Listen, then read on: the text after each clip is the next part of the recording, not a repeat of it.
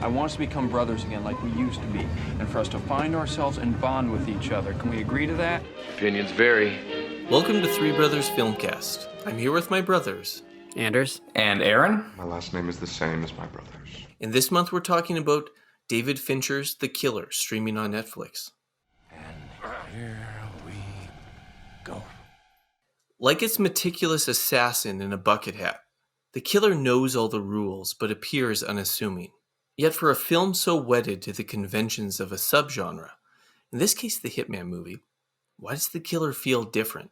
For starters, The Killer is David Fincher's follow-up to Mank, his highly personal 2020 tribute to the Hollywood screenwriter Herman J. Mankiewicz, who wrote Orson Welles' Citizen Kane. Mank, which was the subject of our first podcast episode, saw Fincher using a script by his father, and was pitched as Netflix play for Oscar glory. In comparison to Mank and Fincher's other previous prestige dramas, such as 2008's The Curious Case of Benjamin Button or 2010's The Social Network, The Killer seems modest and unambitious. In many respects, The Killer, being a strict genre piece based on a French graphic novel, sees Fincher changing directions from his last work, and going back in a way towards the crime thrillers that have characterized much of his career, such as 1995's Seven, 2011's The Girl with the Dragon Tattoo, and 2014's Gone Girl. Over the past decade and a half, Fincher has spent much time as an executive producer for various Netflix TV series, such as House of Cards and Mindhunter, even directing some episodes and clearly influencing the shadowy look of these series. But I'm still left feeling like The Killer is different than most new releases I've watched in recent years. Perhaps the difference I'm trying to get at is less about the film's variations on genre conventions, and more about how the movie feels like a throwback to the filmmaking of 2 decades ago. Maybe I'm overstating the case, but watching this lean entry from a top-tier director made me think of the early 2000s, when, it seems, there was less pressure for a big director to chase either awards prestige or mega box office returns with each new release. Maybe it's also a matter of generational status. 2 decades ago, David Fincher was still climbing the ladder, even though he had one big success, Seven, and a cult hit, Fight Club, under his belt. In the early 2000s, Nolan was still making small crime thrillers, after all. Maybe I'm just happy to see a director of the caliber of Fincher make this kind of unassuming genre piece in 2023. Today, it often seems we're not okay with an auteur delivering a good but not great film. Think about the discourse each time Spielberg or Scorsese or Tarantino makes a new movie. Does every new work have to reshape the canon? Fincher's The Killer seems only ambitious as an attempt to refine key elements of the Hitman movie. I think it delivers in that sense, even if I found the movie too deliberate and unsurprising in its narrative, especially after the first act. Fincher is also clearly a filmmaker at peak ability. Each shot is meticulous. The way planes take off in the background from an airport, or the moss hangs from a big tree in Florida, it all looks so carefully constructed. Fincher's perfectionism definitely comes through in The Killer, which perhaps points to the other layer more than a couple critics have noted. Perhaps this unassuming Hitman movie is actually a movie by one of our consummate creators about the creative process. Okay, Ramblers, let's get rambling. I find music a useful distraction. A focus tool. Keeps the inner voice from wandering.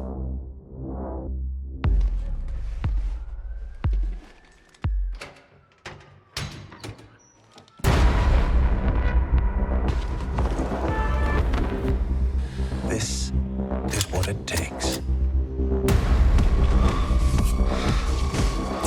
My process is purely logistical. If I'm effective, it's because of one simple fact. I don't give a Guys, there's a lot to explore here, and I won't cover it all in this intro. In particular, I do want to dig into Michael Fassbender's excellent performance. Fassbender brings such restrained intensity to the role. But as usual, let's start with your first impressions. Did you like the movie, and did you like it as a David Fincher movie? Anders, do you want to start things off?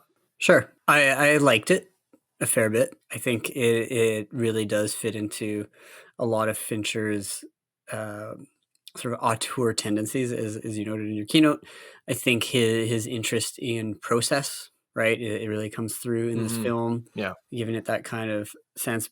And also, you mentioned like Fincher, in one sense, he's sort of become this prestige director, but I think back when he was willing to do a sort of more modest genre piece like 2002's Panic Room, right? Like it's not something that is completely foreign to him in that way, but it's been a long time, right? I definitely like this a lot better than Mank.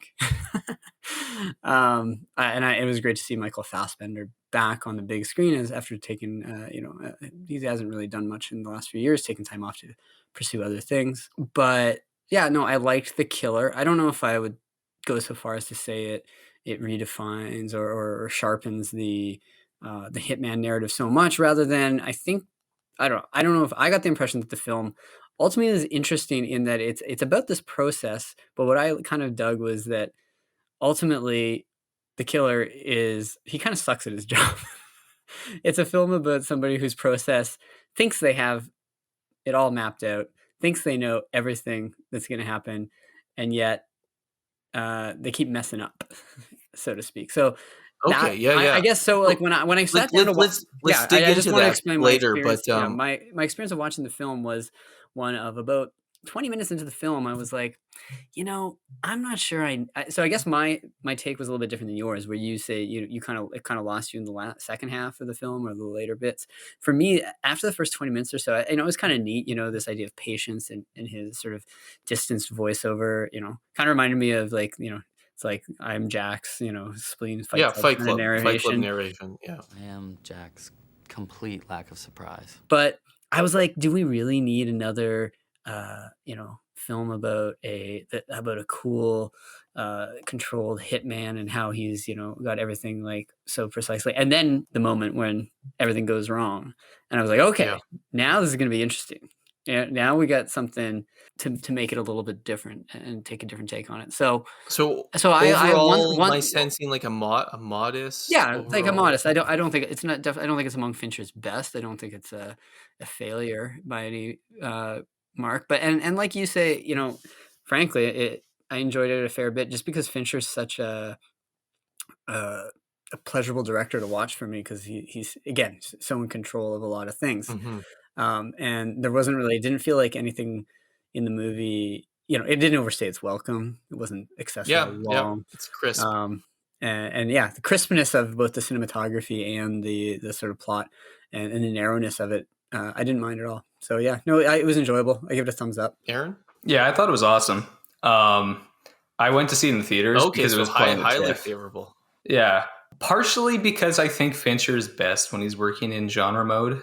I actually think that the genre limitations allow the kind of obsessiveness of his whole approach, whether it's thematic or stylistic, to really show. And you mentioned even the TV episodes that he directed in your keynote. So like House of Cards, famously, he did the pilot, and then Mindhunter, he did several episodes of Mindhunter. And I think Mindhunter is like basically one of the best things he's done. And it fits with my idea that of all of his best movies, aside from, I think his best movie is The Social Network. But that's the outlier, but it actually fits in the mode of the other films a lot. But I think other than that, all of his best movies, I think, are the ones where he almost takes like quote unquote trash material and makes it great. So you get Seven, you have Zodiac, Girl with the Dragon Tattoo, and Gone Girl, right? And all those movies are not... Fight Club? Is Fight Club not on that list? Well, Fight Club...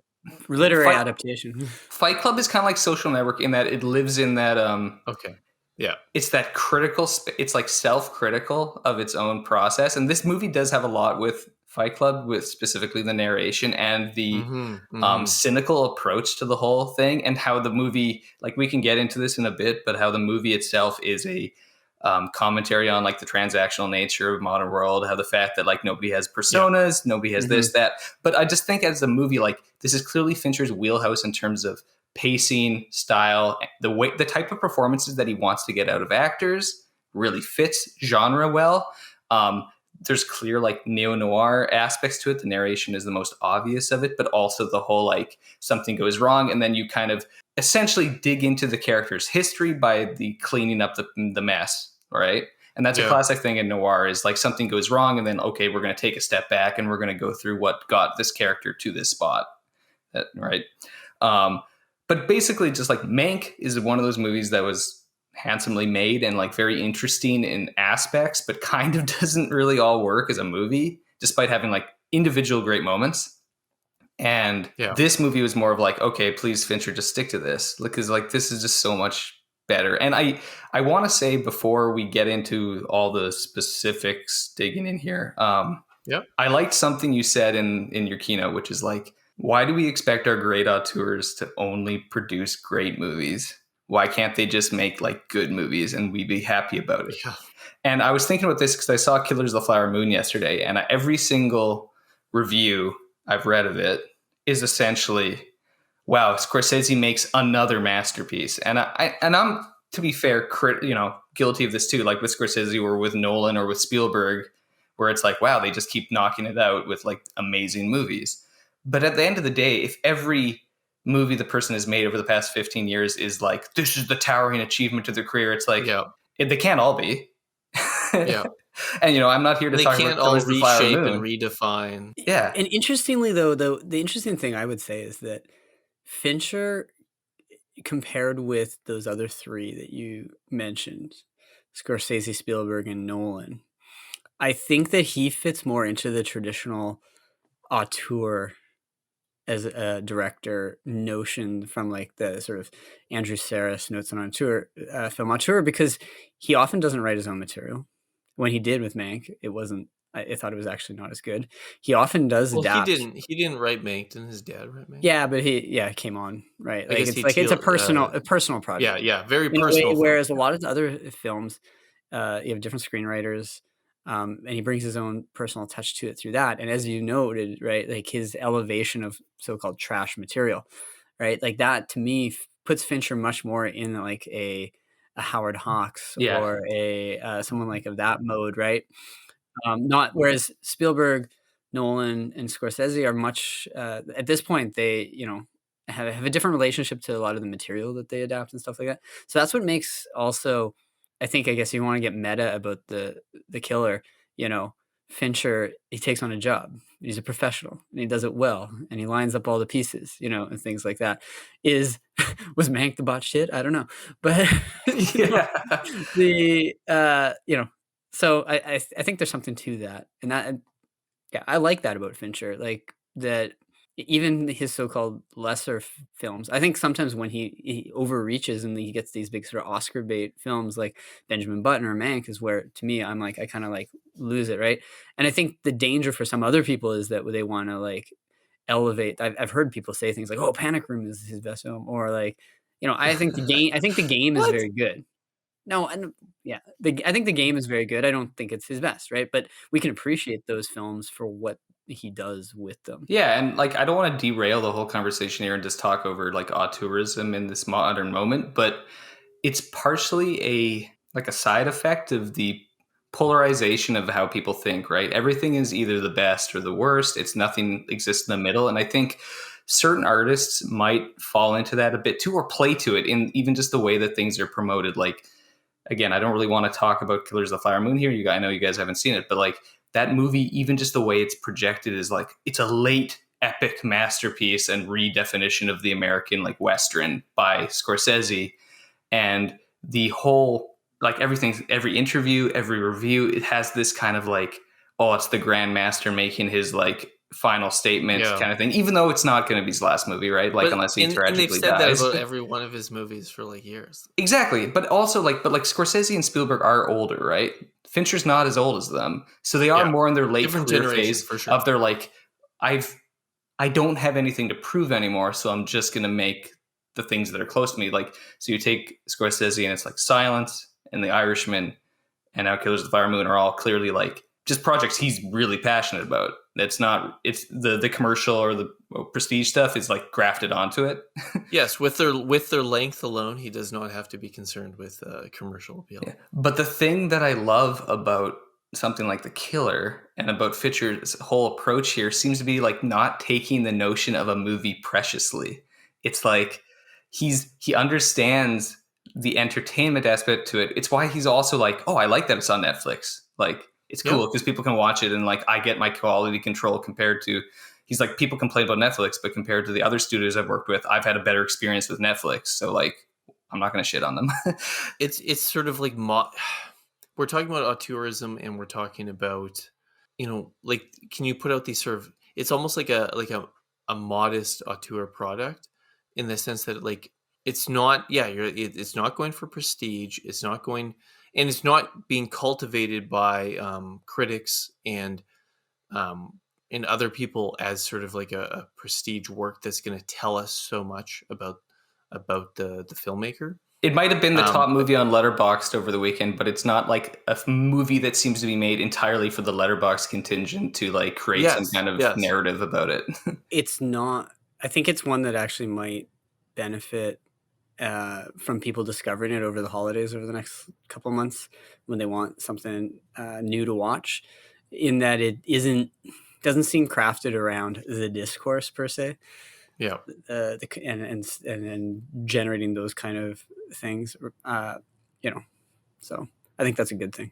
To like start digging in on some of the themes here. Like, do you think that the film's seeming generic modesty, which I actually think is often like Anton, do you have something you want to, sorry, am I derailing? On that note, I'm just sort of thinking that like, maybe part of the difference is also that this isn't so much of what we would think of as sort of like the auteur is like turned into kind of like the brand. And I think like Nolan is a great example of this, where it's like, I think it's undisputable that like Nolan's like an auteur in the way he approaches his films, but his stamp on the film is just as important for like the selling point, the marketing, all that sort of side of the film. Whereas this movie, this shows up on Netflix. I'm not sure half the people who watch this know that this is like a David Fincher movie. No, I don't think people do. I think some people, I've talked to a couple people, I'm like, oh yeah, this is made by the guy who made like, Girl with the Dragon Tattoo and Fight Club. And I don't think that's not something that they're selling it on per se. But what's interesting then is that at the same time, like if you've seen enough Fincher movies, and I'm sure many of you listening to this have, as soon as you start to see how he lights a darkened room, and that like that yellow glow in the corners and stuff, you're like, this is David Fincher. The classic David Fincher shooting the movie through a piss-colored lens. No, it's not color balancing. It's just not color balancing the tungsten hue. But no one, like, no one has a person in a darkened room looking into a lit room across the street that looks that way. Like, this is on that sense, the actual product is stamped by Fincher, even if like it's not marketing heavy, right? Like that, but that's sort of a tangent.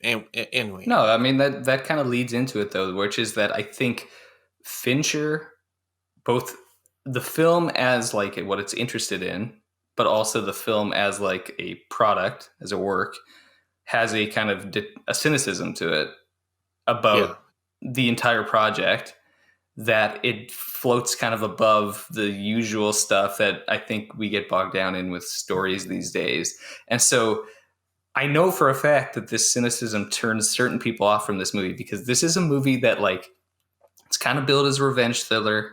It's the opening 30 minutes or so makes you think that it's this kind of looking, we're going to take you behind the scenes of like what an actual assassin who's like very meticulous, like what would they go about? What would they do?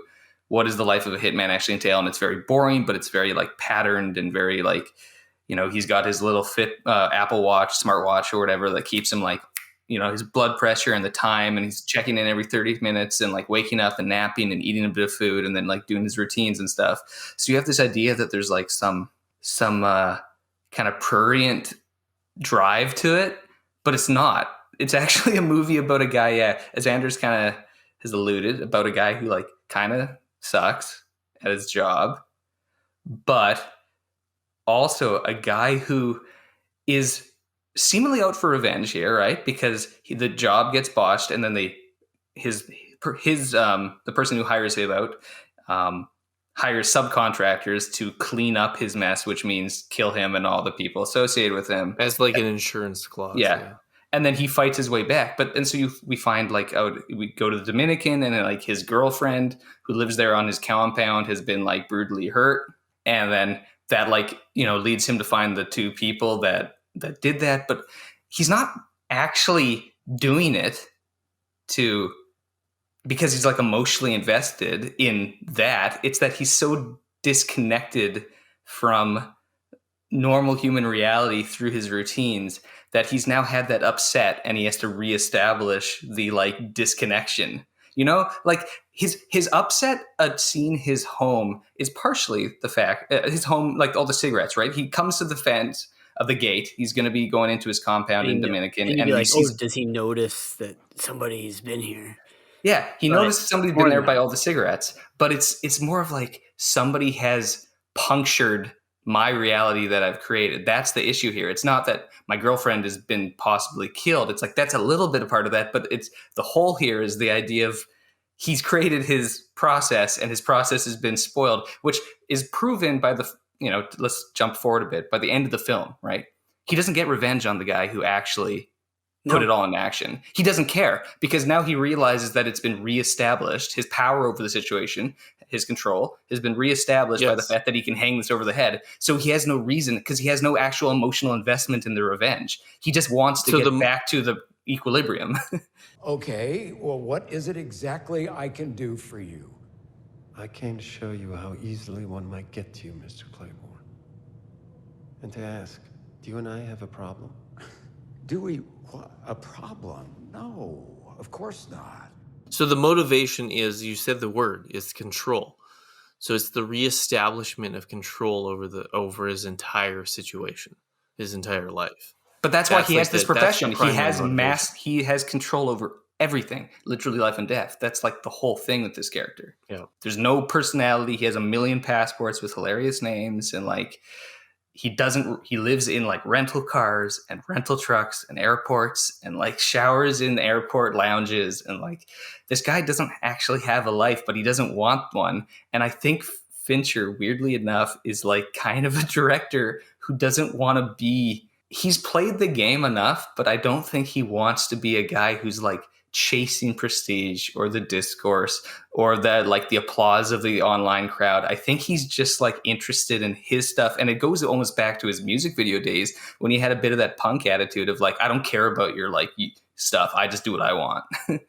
So it makes the whole movie this kind of interesting self-reflexive statement. Yeah. And so you can obviously read Fassbender's character as kind of an analog for Fincher himself and then it's like, then you have to get into the whole, is Fincher making fun of himself? Because if his on-screen analog is not as meticulous as he actually thinks he is, what does that say about the person he's reflecting, right? Yeah. No, it's a really interesting way to read the film. I don't know, like, did it occur to you guys while watching the film? Like for me, I watched the movie, and then afterwards I was thinking about it. And then it sort of like dawned on me that I was like, oh, like, I basically was writing down like notes, and I was, like perfectionism. And then it's just like, oh yes. And what is Fincher known as? A perfectionist, like formal for perfectionist. But for you guys, were you thinking about this while watching the movie? Well, I just thought it was important. I think it's important So that the film undercuts that at numerous points, right? What are the points where This is a guy who like literally listens to the Smiths nonstop in order to calm himself down, like mopey, indie pop rock from like the 80s to like, and only the Smiths. That's all we get through the entire film. He's just listening to the Smiths and the lyrics of the Smiths that are self-pitying and really like morose and like. So right away you would say that his music choice undercuts the narration. Absolutely. So we're dealing with sort of ironic narration in that sense. Yeah, I think so, hugely. Okay, what are some of the other? Because I guess after watching the movie, I wasn't entirely like. Obviously, there's the core mistake that Aaron talks about that sets everything off, and I entirely read this film as someone who needs to reestablish control over the situation. And I think the reason he doesn't have to kill the client who initiated everything is because by that point, he's actually reestablished control and he's satisfied that that has been established. And so it's not about the kill and the revenge on that level. Because again, his earlier comment, like he doesn't believe in justice. He's not interested in justice. It's what's in it for me. Yes. What's in it for me? And so then he's also, he's, what's the word? He's solipsistic too, right? Yeah. Although there's a weird fact that I'd never expected that this character would, I guess, does he care? But, that he has this girlfriend that precipitates some sort of action on him. Is it emotion or anything? But, okay, well, let's pick that up later. Anders, what are the other moments that puncture Well, like even when him being the professional perfectionist? When he goes to get the guys in Florida, he's not like a superhero. He's not like yes. Okay, so you're not getting this like cool like just walk in and like defeat everybody. You're like, oh, he's like that other guy's like way tougher than him. Like you're not just because you're so cool and collected and like want to be in control. I mean, the other guy outweighs you probably by like 100 pounds. 100 pounds, maybe. So more. I think Fassbender plays down his physicality. I think there's something about Fassbender's performance here that I think is interesting. So like I want to mention maybe we can talk a little bit about Fassbender's performance here. Well, right there you have an interesting contrast of he's the yoga guy versus the weight bros, yeah, exactly, who are like pumping iron in their Florida place with the pit bulls. I was like, just please don't hurt the pit bull. I love the pit bull. I do love when the pit bull goes right through the window. The pit bull is like, and that's the most scary part. I know, it's like, holy crap, get out. That dog. No, but also like he tries to drug the pit bull. He kind of fails at it. He his whole process is it seems to be like relying on luck a bit of it, and then just elements of surprise, right? Does the pit bull, doesn't he need to? So when I was watching, I was like, why doesn't he just give the pit bull all of the meat and just like kill it? But I thought that was because he like tosses the Molotov cocktail, and he's gonna want it ostensibly to kind of be like a fire. An accident? But maybe I'm wrong. Yeah, no, I kind of thought that he was trying to make it look like an accident. Yeah. So if he just shoots the pit bull, like it'll be evidence. Yeah. Yeah. It's interesting to me that Fassbender also like has not really made many movies like in 6 years. Like he made, I guess he was in the X-Men movie in 2019, but that was literally like his last movie. He has 2 this year. And before that, I think he had some, right? Stuff. Didn't he have like a? Well, he got married, a child, and yeah. And then he was apparently driving race cars. Yeah, he did the Le Mans race. Yeah. So really? This is his like return to acting, really, in a lot of ways too. With which I think is notable. But the film that it reminded me of like a little bit also was Soderbergh's Haywire. Another sort of very, I actually did think about that film with Michael Fassbender in a supporting role there. But like the scene when again, a very and he gets his narratively a very straightforward. Mm-hmm. We're gonna reverse engineer like the hit and go back and sort of like deal with the pieces. Mm-hmm. But Aaron, you also feel like, do you agree with Anders that you see a lot of he doesn't live up to his own narration? Oh, for sure. But that's why he's slightly oblivious to it, which is why I think the key line in the movie and the one that cued me into some of the critical lens that the film takes on itself, its self-reflexivity, is this line. It's the line when he's running down the stairs. Well, this is new. Like after he screws up, he's just like, oh, this is new. Like he's surprised by the fact that he screwed up, which means that he actually doesn't take that into account in his process. So he doesn't actually it's just funny because he's so meticulous in setting up the hit, and we spend a good amount of time with him in that WeWork, right? Yeah. Where he's setting it up. He's watching. He's got a sniper rifle. He's folding it up. He's going down, getting food. He comes back up. He's sleeping. He wakes up, and he's got the weird work table that he levels perfectly for the sniper rifle. And he's stupid enough to be like, I'm going to shoot when she's standing kind of in front of him. Yeah, I know. he could have so taken the many shot. He chances could have taken the before. shot earlier But he doesn't, because he's actually because like, he wants it to be perfect. he wants it to be perfect, but he's also thinks it's like in such, like he could have shot him through the wall. It's like, it's the type of rifle that he could shoot through like a banister. It's fine. He's going to still hit the guy. But he has this, it's like he's too enamored of what the product is before it's actually been made, such that he thinks that his perfectionism will carry him to the end. Which, again, I don't think the idea of like the killer as Fincher is the main way to read this movie. I just think it's an interesting texture but there are that nice is in there. parallels. Yes. And I think that there's the material, I guess it's based on a French graphic novel. I can see how it lends itself to that, but I do think that Fincher is also, like, I can imagine reading the graphic novel and not getting the same kind of critical meta aspect of it. I do think Fincher often has this playful sort of undercutting of things that could be read more directly. Like, I always think of that scene in like Fight Club when I am, like teaching like critical media, and the way you can read, Fincher sets things up so you can read it against the grain, right? You don't have to like take it straight. And then, Tyler Durden and the narrator get on the bus, and they look at the Calvin Klein ad, and they're like, is that what a man looks like? Sort of critical of this sort of modern metrosexual masculinity of the late 90s. And then immediately in the next scene, you get Brad Pitt, shirtless, cut in his He's wearing a mesh shirt. Yeah, dude, but also, dude, you look just like someone out of one of those ads. Like, so like he's always doing this kind of thing that isn't necessarily like, I know the novel Fight Club is quite meta in a lot of ways too, but that is like unique in the visual style and stuff that Fincher puts in.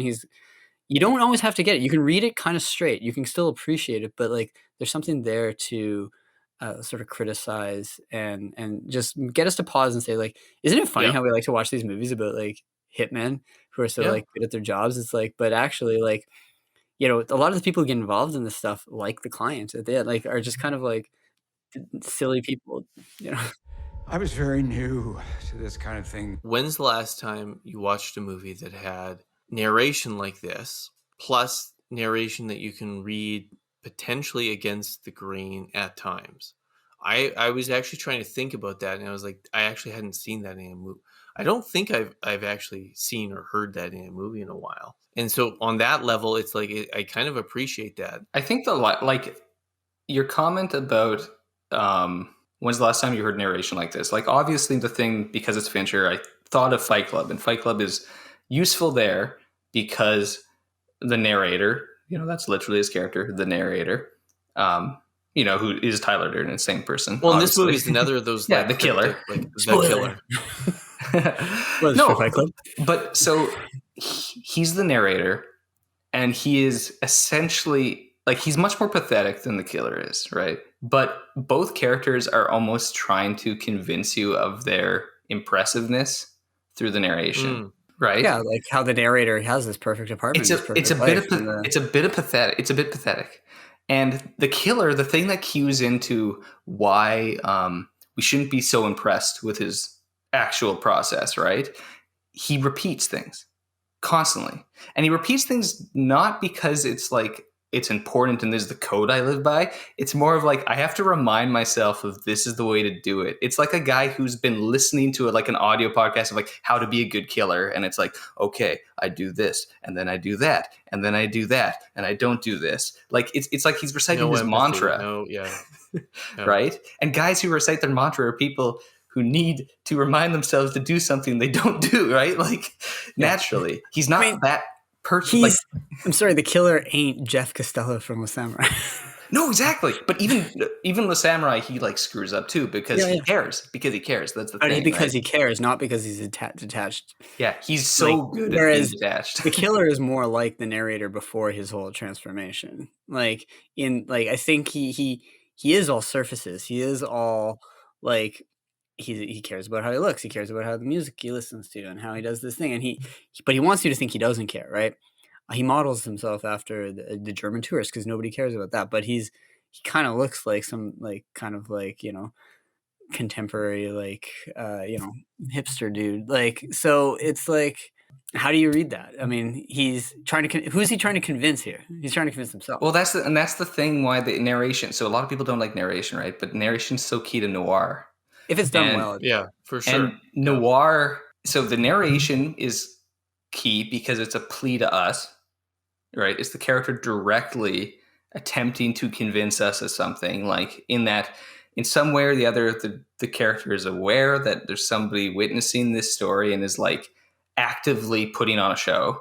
So you get that like metatextual element just by the nature of the narration. But then you look back at like 1940s noirs. And so this is one of those things that like this movie is a neo-noir technically because of the nature of what it is, but it actually plays more like a noir than like a classic noir than say a Le Samurai or a Chinatown or some of those other neo-noirs. And the reason is that because it's ultimately one of those like the process of the character, the narration of the character, and the results of his actions reveal to you who this person is, which is kind of the key of all those initial noirs. They're not like revisionist. They're simply like in a psychological and sociological reveal of America, right? And so you listen to, I keep going back to it because I watched it earlier this year, but like you take Fritz Lang's Scarlet Street, Edward G. Robinson's character, he is completely self-delusional and he's telling himself a story that the things that we are seeing on screen prove differently. And this character might be more meticulous about it. He might be more specific in his routines, more minimalistic in his lifestyle. But ultimately, by us hearing what he tells us about himself and then watching what he actually does proves essentially his own faults in the process. So my only thought about that would be, what do we make of then the final line of the movie where he says he's not among the few, but he's actually among the many? And so in that sense, is this a moment of like realization that he's not among the exceptional or like those controlling things? Right? Like the movie makes a moment of it by slowing things down. You beautiful snowflake. You are not. So I keep going back.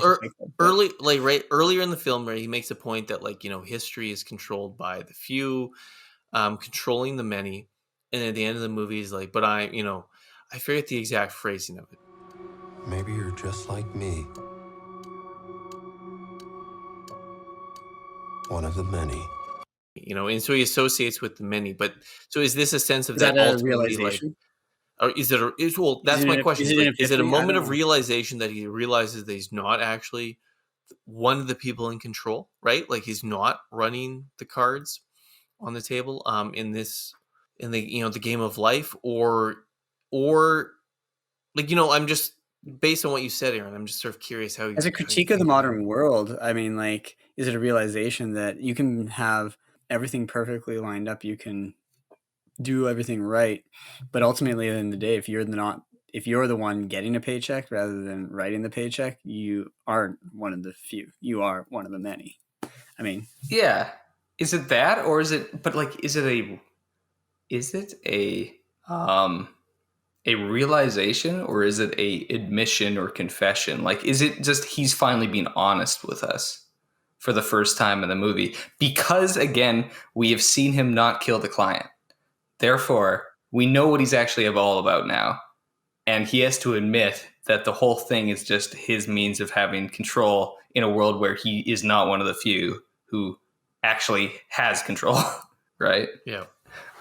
So it might be one of those cases of, because, like, again, noirs, usually the lead of a noir is kind of screwed over by the end. Like that tends to be the thing. It's not in every case, but tends to be the thing. They're undone by their own flaws, their psychological traumas, and the femme fatale. There's not really a femme fatale here. Tilda Swinton is kind of the closest thing you get, but it's not really. It's a different thing. But I do want to talk about her character. Yeah, we should switch now into over the other stuff. But so, Andrews, like you brought up the idea of the emptiness of modern things and so forth. I think that's kind of the key thing here in this movie. That if we're talking about this movie's critical lens, it's self-critical about the character, but I think it's hypercritical about like this current disembodied world that we all live in. And I think the pandemic has made more heightened, and the fact that this is delivered on streaming somehow actually makes it all more implicitly Yeah, and like go back to register. what we said, that he's like literally in a WeWork, right? Like a failed, like sort of like Yeah. attempt to, Okay. yeah. He's in a WeWork to do the murder. He orders from Amazon to break into a guy's thing. He feeds himself at McDonald's. He rents storage space. He pretends to be like garbage workers, which that's a pretty great scene, I think, where he I love the little touch of him painted on painting. recycling He's thing. using a marker to put the recycling thing on, and then the little I badge. actually did like that scene and the whole bit with like, wasn't he the guy who was the admiral in Top Gun? Yeah, and he's Anders. He's also kills him with 9-inch nails, as he points out in his narration, while Atticus Ross and Trent Reznor are the score. But like, Anton, what do you think about this? Like the movie, this idea that everything is transactional. In the movie, there's no character names. Every single interaction or encounter he has with somebody else is transactional, even with his girlfriend. Yeah. It's like, I put you out in this house so that you are the pretty nice woman I can come home to on my break. Okay, so I would say that I thought the little line about McDonald's was a great line, where he's talking about, it's the cheap, I can pay a euro to get 10 grams of protein.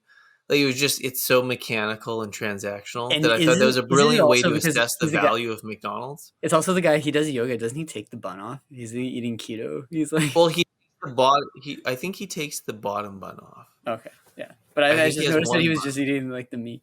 I think, or the egg. He took off like the muffin on the McMuffin or whatever. But basically he's still assessing, right, the nutritional value of the protein versus the cost. But he, in the end, he agrees upon that McDonald's is a good vehicle to deliver that, right? Yep. And then, as you mentioned, the Amazon, etc. And we, the movie goes out of its way to show how he's airports, using rental modern, cars, this Equinox supply chain. Yeah. I also think that there's a moment where he's coming down the stairs, or is he going up? And there's a camera that sees him. It's early on when he's in the WeWork, going up into the building, and he mentions. So he's going off on this list of like what you have to do to be a great, to be a great hitman, to be a great assassin. And he's like, don't be seen. And he's like, well, nowadays you can't really do that. So you just got to minimize, and you got to just be not noticeable. Exactly. Be forgettable. Yeah. But like, I also thought that was it's one of those like weird, the way the line's constructed, it's sort of interesting, because it's like, it almost assumes that parts of the material that he's telling us is like out of date and actually no longer applies. Because like, why did you say this thing which actually no longer applies? Like, he tells us like, just don't be seen. Well, and then he modifies it. Because he's getting his lessons from like old movies and things like that. Yeah, well, I mean, so that sense that I do see this movie as kind of like a conscious, on some level, kind of, it's not a drastic genre revision in any sense, but I do think that the movie's interested in trying to like, it's super adhering to certain conventions, and then trying to kind of like, how would I fit them into perhaps like 2023, and being very specific and conscious about that. Yeah, no, I agree. I think it's actually like a movie, despite how we started this conversation, that it's a movie that's not really about the discourse. So it actually represents this moment in time very well, and in a better way than I think a lot of movies that really seem to chase it in very obvious senses. Because I think it's a movie that reflects it within its very like structure, and again, the word that we keep coming back to, process. Yeah. As opposed to just its message. Yeah. And I think Fassbender's whole performance is very that too, because there's a malleability to the way he plays the character, but it's reserved, right? He reminds us of all the people that we cross on our daily lives in cities. The fact that he's always got the earbuds in, or he's always like half paying attention to something else, or in his own head. He never really like engages the person in front of them. And the only time he finally actually engages somebody is like over the dinner with, or the end of the dinner with Tilda Swinton's assassin that he's, with the whiskey. And it's like, it's maybe because of a bit of kinship there, but it's also like he ultimately realizes if he doesn't have it, it's like it might cause a scene. So he has to like blend into that moment for a tiny bit, even though he's the visual of him sitting there with his gloves on. Also, that whole scene with I'm just imagining what the waitstaff at that restaurant are thinking is going on. Like, it's so bizarre. So, like, what did you guys think about Fassbender's performance and then like the other people that pop up in this movie? I think he's good. I like him a lot. I think it's really good. Yeah. I think Fassbender gives a really good performance. I think it's one of those the character as written and the actor have a great like merging.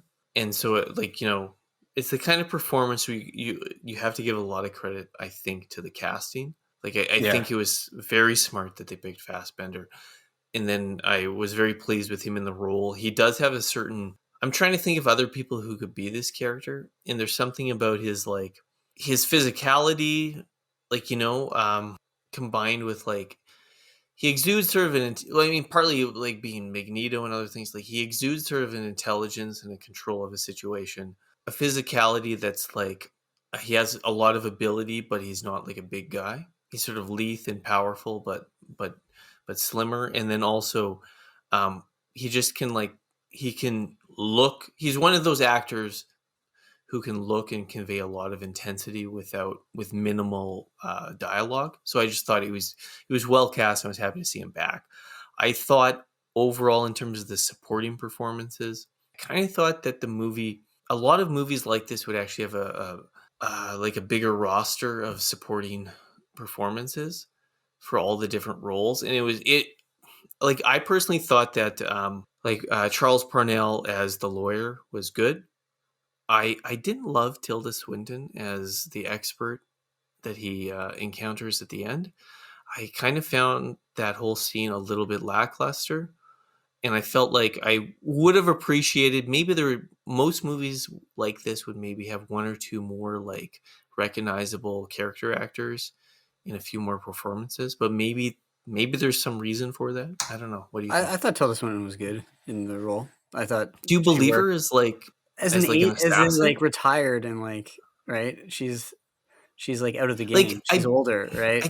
I guess my thing is I believe her as so Tilda Swinton is she's good very much but she's kind of like a Fassbender kind of actor in some ways. Yes, she can convey intensity and a kind of haughtiness, because her sort of arty intellectualism always sort of bleeds through into whatever character she's playing, right? And so I thought it worked. She's a little bit like him. She probably thought she was going to get out unscathed in the end of everything as well, right? And so I thought she was good within the scene itself at the restaurant, right? Or the way she orders, I'll have a flight of whiskeys instead of, just bring me the bottle. And that stuff was good. But overall, I actually didn't really believe that she's an assassin. Yeah, I couldn't buy it. I think I agree with you, Anton, in that I could never picture her next to the Brute. Yeah, what would she do in that situation? I just couldn't. I literally could not see somebody as aristocratic as Tilda Swinton talk to that Florida monster. It's one of those things where it's I understand why they cast her, because the whole character hinges on the ability to sell the scene in the restaurant. Yeah, and you need that moment at the table, so you gotta have a certain kind of actor. But also, I couldn't see a lot of actors delivering the whole realization through the eyes of oh, this is the last, oh, I'm dead, so I'm gonna have the extra whiskey, and I'm gonna she has a realization on her face midway through in which she's too put together to be she's gonna cry in that moment, but it's Tilda Swinton is so icy of a performer. Her and Fassbender, both icy performers. It's partially the fact that the European aspect of them and blue eyes, the blonde, the again extremely aristocratic features and diction and everything. But it's just there's a shadow that goes over her eye in that moment, and I don't think a lot of performers could do that. But that being said, I agree with you, Anton. I don't think I could see her. But now you're making me want now you're making me want to see Tilda Swinton push herself to do. Maybe I haven't seen enough of her. I think she performance. I'm trying to could. think when. I just I know, haven't seen no, it. I would like to see her in a role where she has to interact with some sort of different figures and things like that. I mean, that's one of the reasons I liked her in Apichatapong's Memoria, right? It was Yeah. that if putting her in that milieu outside of her comfort zone in Colombia, I thought worked really well, right? But you're right. So she works for that scene, maybe not so much, but I kind of want to see her in maybe that assassin role a little bit. I don't know, but I also like Arliss Howard. I've always liked him since Lost As World. the client, Nobody plays Claiborne. like sort of snooty jerks. He's Louis Meyer in Mank, right? As well. So that's why Yeah. Fincher always No, I thinks just about love him. how he had the droopy toque on Yeah. the whole time. Yes. Even when he's doing the workout at the gym. Yes. It just like rested at the But I very think back of his head. he's not a big star or anything, but he's an actor that I think works well. He well is a good cast. character Yeah. actor for sure. He's the in Lost World, right? Jurassic Park. Yeah, Lost he's World. like the main guy who's like trying, like Hammond's nephew. Take it who's from trying Hammond. to take it over. Yeah. He's the guy who gets ripped in half by the two T-Rexes. At the end, where they're playing with him in the bay. Such good. Multiple people get ripped apart by T-Rexes in that movie. How is it possible? Having prepared myself for this moment for so long, I failed to believe that it would ever arrive.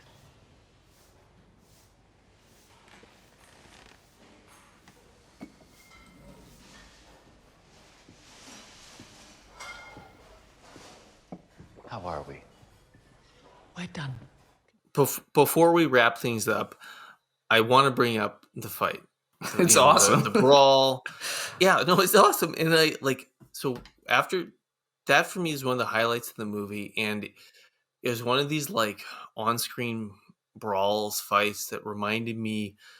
I was thinking of the intensity of the train car fight in From Russia with Love, where it's just like it has such an intensity, partly due to the contrast to like what's going on in the movie around it. Again, like, if you're listening to this and you haven't watched the movie, but it's just like, this isn't a movie of like big action scenes. There's like one sort of car chase a little bit, but like, this, it's not an action heavy movie. And then you have this intense fight, people hurling everything around them, using martial arts, like, and it's vicious and it's brutal. And the setting it up is like a very clear, discrepancy in their weight classes between this just monster guy and the killer, who we've seen like earlier just like doing yoga and stuff, very lethal. Like, we believe he's deadly, but he's just, this other guy's like punching through There's a walls. limit to what you can do in a situation like that, especially if the guy, I forget what they call him in the movie, but he's called the Brute in the credits. The Brute is a trained fighter too, right? It's clear this is not just he's a just big guy. pumping weights, and he's also pumped up on like creatine and like other. But he's also got a bum leg from. Yeah. Oh, because he was down on the job. But I think it's a very like realistic fight in some ways. Like, movie fights too often go too quick, right? One punch knocks someone. And it's kind of almost like the killer thought he was going to pull that off. And then it's like, no, like, people don't go down that easy, especially when they're like guys like that. Like, this is going to be more difficult than that. There's two moments in that. Well, one is a specific moment in the fight, and one is just a stylistic thing. But like, I forget who wrote this in their review, and I wish I could get credit. But it's actually, it might have been Adam Naiman for The Ringer. He wrote a piece because obviously he has his book Mind Games on David Fincher, so he's kind of an expert. If you find it, just throw it in the show notes. Yeah, and it's there's a shot where like the Brute smashes Fassbender into the television set, and it like holds on the static of the television. Well, how an LED screen would look when it's all shattered like that. Yeah, for like a brief moment, and it's just so like it's weird. Definitely noticeable. Yeah, it's like a weird, cool, like eerie shot. Because usually people get smashed into TVs in movies, the TV's off and it's just glass, right? Like, exactly. But the guy, or it's old school where you shoot and there's a different kind of static with the tube television. You get the electric kind of zap. But the other is just, so Fincher's the director, right? Who's all about control, precision, still camera work in that he's the king of, he will warp stabilize to like the nth degree in editing to make sure that there's not even like a breath of like a movement on the camera. This movie has like more handheld camera than I've ever seen him use. And he knows when to use it to puncture the like stillness of all the other scenes. So like during this fight, there's a ton of handheld. And it's really effective because it comes in such contrast to the kind of stillness of the rest of the movie, which is why I think, as you said with your From Russia with Love comment, Anton, like why this fight might register so well is that like it's not only like super brutal and quite prolonged. And the other thing is that because we watch Fassbender break into the house, we understand the geography of it. So that when he's fighting them, he fights his way back through the geography. So we now know the space and what's available to use in the fight. It's a classic thing that the inability of certain directors nowadays to do proper blocking has essentially eliminated that from the cinematic vocabulary. So when you see somebody actually use that, yeah, exactly. They shoot too much coverage. They don't storyboard. Russo. Well, no, the Russos would do, so the Russos like choreography, but you get something like Gray Man. The Gray Man's really violent in certain scenes and has like okay action scenes. Like I think people who are like, it's terrible action scenes. I'm like, no, it doesn't have terrible action scenes. It's completely functional. The issue is that it's like, there's no imagination to it. There's no actual block. Like it's like, okay, these are really skilled stunt performers doing something. I never saw it. Well, millions of dads across America, Anders, have watched it. So no, but it's just, it's not just the Russos, but like a lot of people, like, you know, it's on TV shows and stuff too, where you're like, it's okay, this is clearly really well choreographed, in that these people clearly like John Wick and they're like, we want to do a John Wick style fight, but they don't have the environmental or like situation or the imagination of like varying up. So it's like, oh, this is a 2-minute fight of guys fighting each other really intensely, but there's no variation in the actual fight. Yeah. It's just like punch, punch, throw, punch, punch, punch, punch, kick, punch. Like in this, he's like throwing them across tables and he gets a gun and he's shooting through the door and then he's hiding in the bathroom and then you're like, you don't know where they are. And he comes out and the pit bull shows up. So there's all these different modes to the actual fight, which keeps the pace and the momentum going because it doesn't go stagnant despite being long. And I can't really think of many other, like aside from Fight Club, how many like Fincher action scenes are there in movies? Like he doesn't really do action much. No. Like Girl with the Dragon Tattoo has like the chase at the end in the car, but again, it's not really an action scene. Like it's interesting. I agree. It's he's clearly it seemed like a scene that was well thought out from each of the little moments where as you say it, like it goes through different scales and the weapons are like between like, oh, it's gonna work, it's not. Like when he pulls out the grater, he thinks he has a knife in the drawer. Pulls out the little grater and just like has nothing. So yeah, no, I thought that was, for me, that was one of the standout scenes in the movie. Is there anything else in the movie that like stood out to you, or were there any parts that you didn't like? The one thing I'll end off with is just saying that like I don't entirely know what to make of the girlfriend aspect.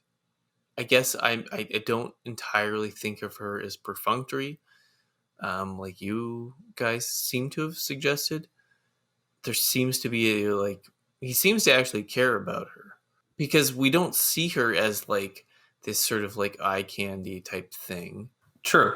But that's because I think the film doesn't go to any lengths to like, by the way it introduces her, it doesn't objectify her at all in any moment. The issue here, the reason why I don't really view her as a character, well, I guess it's objectifying. But she has a moment of connection with him where she's like talking. What I found interesting was she has a moment where she talks about like, basically like she's like, I could withstand their like beating her up and like with hell because I learned what you taught me, and it just seems like I don't know what to make of that.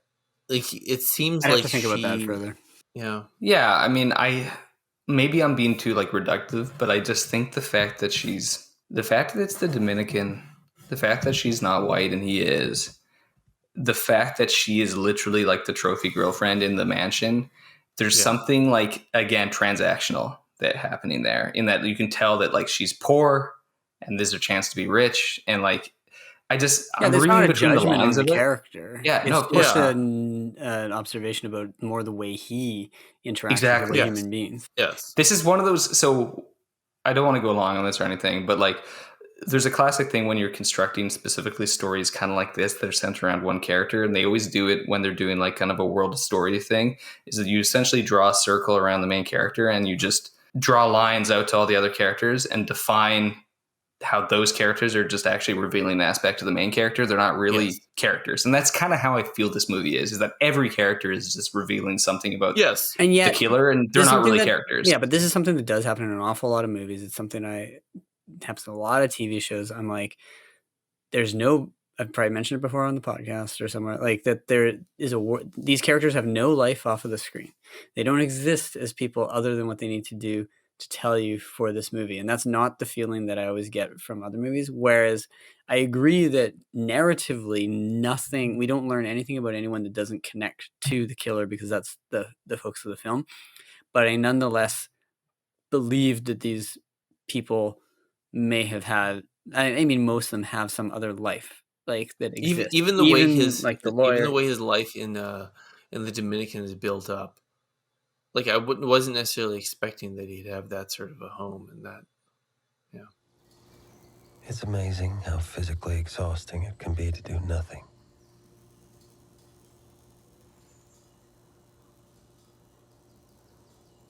If you're unable to endure boredom, this work is not for you. Well, thanks for listening, and we'll catch you next time. Goodbye, Mr. Bond. I bid you farewell.